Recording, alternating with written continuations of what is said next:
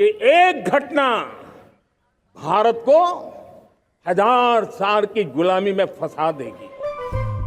Prime Minister Narendra Modi, in his speech from the Red Fort, mentioned that India was enslaved for 1200 years. But what exactly is he referring to?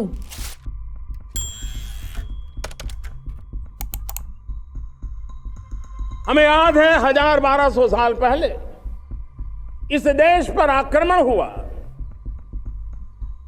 एक छोटे से राज्य के छोटे से राजा का पराजय हुआ. लेकिन तब पता तक नहीं था कि एक घटना भारत को 1000 साल की गुलामी में फंसा देगी.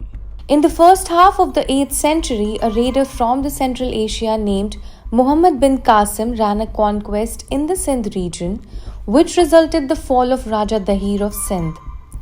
This conquest opened the path for other infamous raiders like Mahmud of Ghazni, who conducted several raids and looted the riches out of Somnath temple. However, early Central Asian raiders in India did not rule the country, explains Indian culture expert Devdutt Pattanaik. Invaders are of different types. There is the raider like Mahmud of Ghazni, who comes into India, takes away the wealth from the Somnath temple. These raiders do not wish to control the political and economic systems of the land. Then there are colonizers, second type, colonizers.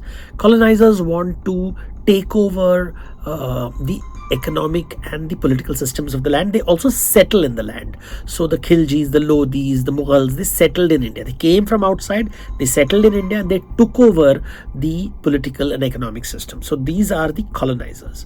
And then there are the imperialists, like the British. They didn't want to settle in India. They took the political system, the economic system, and they plundered India's wealth and took it back to England. The Central Asian invaders actually started to rule the country with the arrival of the Ghurids in the late 12th century, who founded the Delhi Sultanate. The main invasion that we talk about around is the Mahmud of Ghazni coming in, but he's a raider. He comes and raids the Somnath temple. I think he comes via the Bolan Pass and he raids. So he takes money away from India. He doesn't rule the country by the Mahmud. But 200 years later, the Ghurids come in and they come and they want to rule the land. They settle in the land. They take over the political system. They take over the economic systems. They break temples and build mosques. They build, the Qutub Minar is being built at that time. The Tughlaqs, the Lodhis, these are the early Delhi Sultans. They are all having roots in, they are Turks, they are Afghans. They're coming from Afghanistan, they're coming from Central Asia, they're coming into India. They are not very Persian, but they are introducing a new court culture. However, this isn't the first time when Central Asian invasions took place in India. Before that, in 6th century, Hunas entered India through the Khyber Pass and weakened the Gupta dynasty, but were eventually defeated by Indian princes.